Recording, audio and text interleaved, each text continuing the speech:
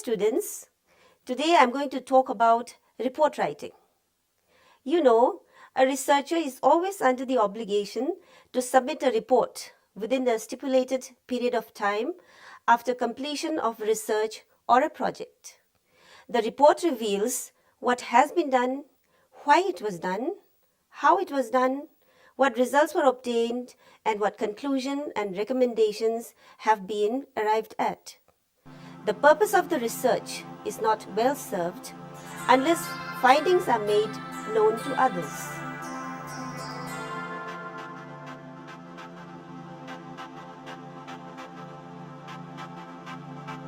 Presentation of research results or writing of report remains an indispensable task for a researcher, and this must be done with utmost care. The research report should be written in a clear and unambiguous language so that readers can objectively judge the adequacy and validity of the research. As writing of a lucid and methodological research report is not an easy task, the researcher may seek assistance and guidance of experts for the purpose. Before undertaking the task of writing a report, the researcher must have good knowledge of what a report is.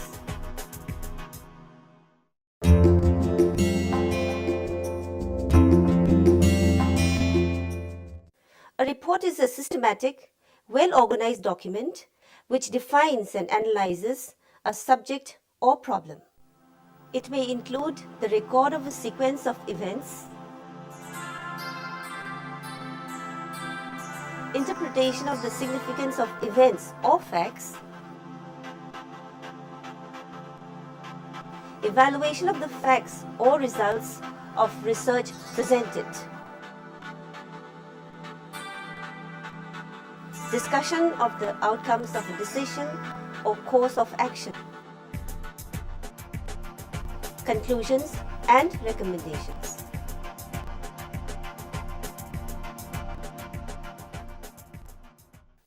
The purpose of a report is to disseminate the knowledge that has been acquired through study of a problem or research. Once the knowledge is disseminated, even laymen will become aware of the problem. Unless the report is submitted, the validity and authenticity of the generalizations drawn cannot be checked. A good report should be attractive. It should be neatly typed or printed on good and suitable paper and written in simple and balanced language. Repetition of facts should be avoided. Difficulties and problems encountered by the researcher during the collection of data should be mentioned so that future investigators or researchers develop the skills to overcome them. Reports may be classified in many ways based on function, physical form, relationship, employment status of author and recipient. Reports are classified into informational, examination, and analytical on a functional basis. The functional report is a factual report on a particular subject, and it contains neither an analysis nor conclusions. An examination report gives facts on a subject matter and also an analysis of the facts. It does not specify conclusions or recommendations. The analytical report goes a step further than the examination report by not giving facts and analysis of facts only, but also by drawing conclusions and making recommendations if necessary. On the basis of physical form, reports can be classified into short form and long form. Short form reports may be memoranda, letters, and progress report. Long form reports may be information and examination reports.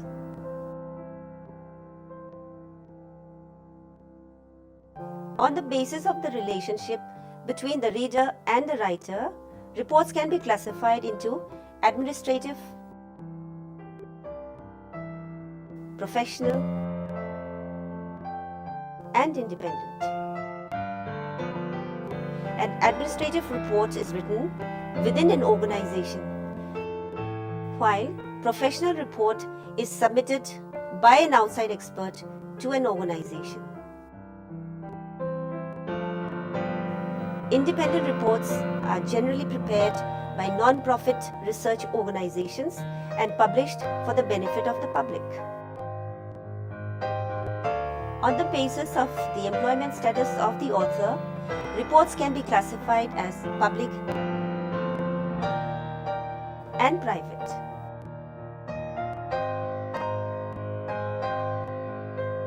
Reports prepared in a business organization are known as private reports, and those prepared in a government or public institution are known as public reports. On the basis of the recipient, reports can be classified as formal and informal. Reports prepared by one employee for the information of his colleagues are called informal report, and those prepared by an executive for the top management are called formal reports.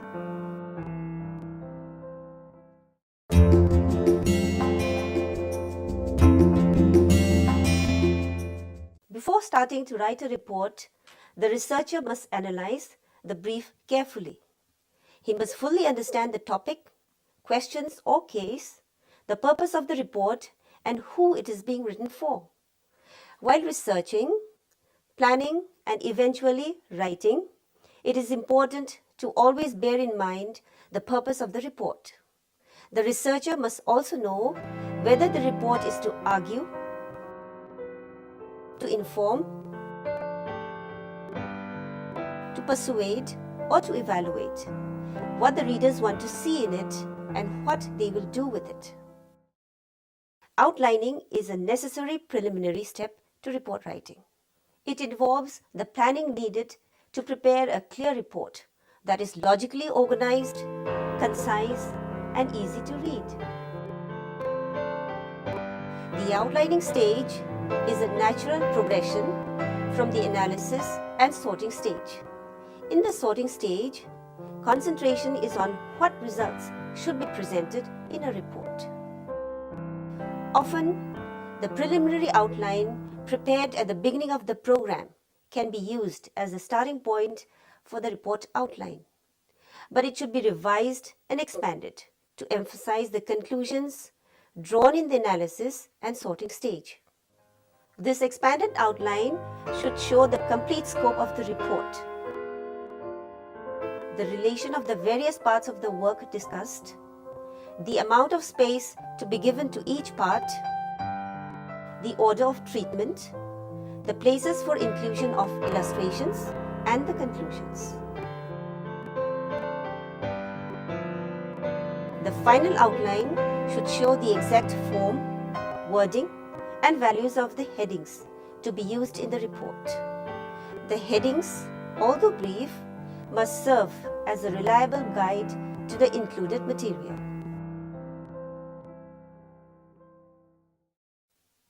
The whole text of the report should be accounted for under the headings shown in the outline, except for short introductory or transition paragraphs included to make the presentation flow smoothly. Because a subject cannot be subdivided into less than 2 parts, an outline should have at least 2 subheadings under a main heading or none. In addition to headings, the outline may also contain descriptive words and key phrases to serve as reminders. Several methods can be used to arrange the subject matter that will be represented in an outline. One of the best ways to start is to write down all the points that the researcher wants to include without regard to their order to facilitate easy arrangement in a logical order. Some authors use an index card system in which each separate item of the proposed report is tabulated together with a paragraph describing the material that must be treated under that item. Other authors follow a similar method but use full sheets of paper for each subject and give a much fuller description of the material under the subject headings. The latter method puts the researcher in a good position to complete the report in a short time. Each subject has been so fully expanded that the problem remaining is one of combining and rewriting the information contained on the separate sheets of paper. Others choose to do their outlining on a computer.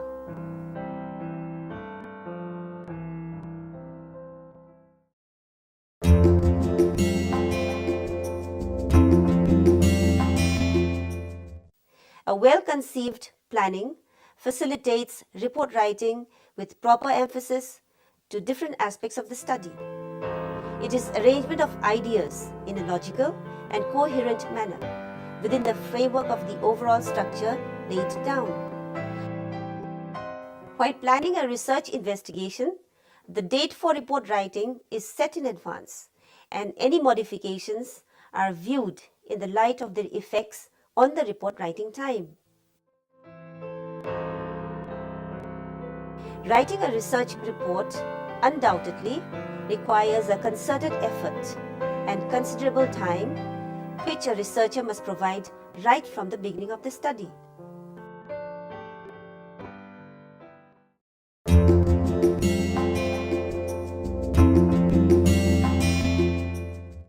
Report writing requires tools like linguistic techniques or stylistic instruments. Each situation is different. Therefore, report writing tools will vary from one report to another. First of all, it is important to clarify the goals of the report in order to understand the format of the report and thereby to select the best report writing tools.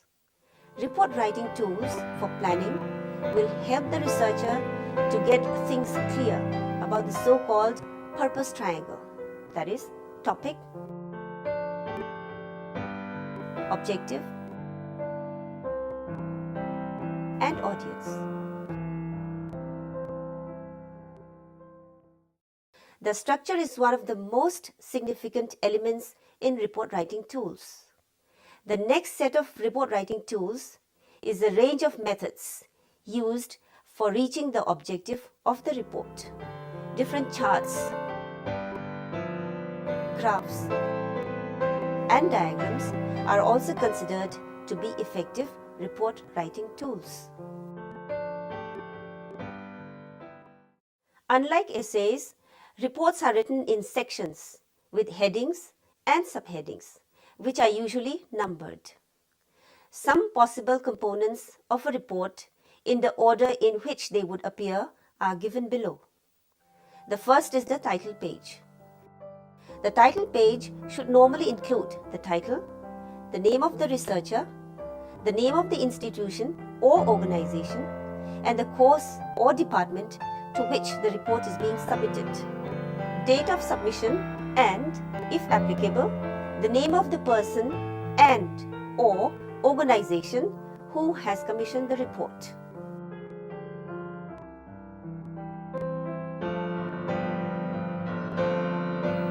Next, we have the acknowledgement. The acknowledgement indicates the names of persons, institutions, and organizations that have sanctioned and helped in the conduct of the research and preparation of the report in various ways, including provision of funds and facilities. In the contents, we have the chapters and page numbers, including bibliography and appendices. From this page, the readers can have an idea of the research report at a glance and the location of the chapters. A separate list of tables, figures, illustrations, and/or appendices can be supplied after the main index. The executive summary is a very brief outline of the report to give the potential reader a general idea of what it is about. It is a statement of overall aims and objectives, methods or procedures used, key findings, main conclusions, and recommendations.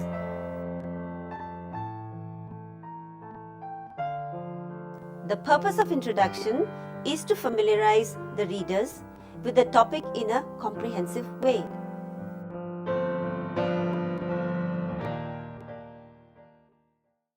A clear statement of objective is very important for any research study. Objectives may be stated first as a general objective and later on detailed specifically.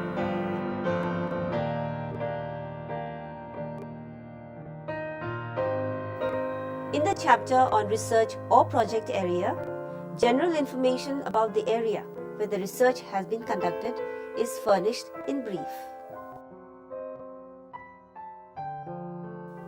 In the chapter on methodology, selection of the study area, sample and sampling technique, method of data collection, variables and their measurements, statistical tools and techniques used are furnished.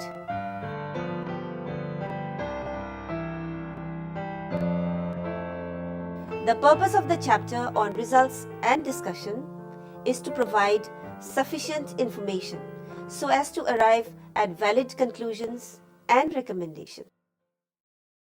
Tables and figures are commonly used to support and supplement the textual materials. The conclusion should draw out the implications of the findings with deductions based on the facts described in the main body. On the basis of results and discussion, the researcher puts forward some suggestions for consideration and action by the appropriate authority. Recommendations should be specific, measurable, and achievable. Reference is the list giving the full details of all the sources which have been referred to within the text, while bibliography is the list of sources which have been used during the research but have not been referred to in the writing.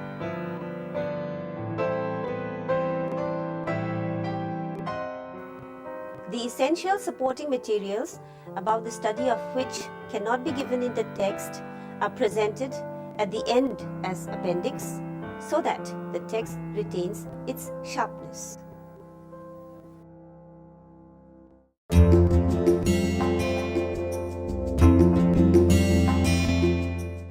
Report writing is an art which is learned by practice and experience. Coherent and neat report writing is the result of practice and experience. To achieve perfection in this art, a proper planning is necessary before starting to write a report. The plan may include certain strategies and steps on report writing.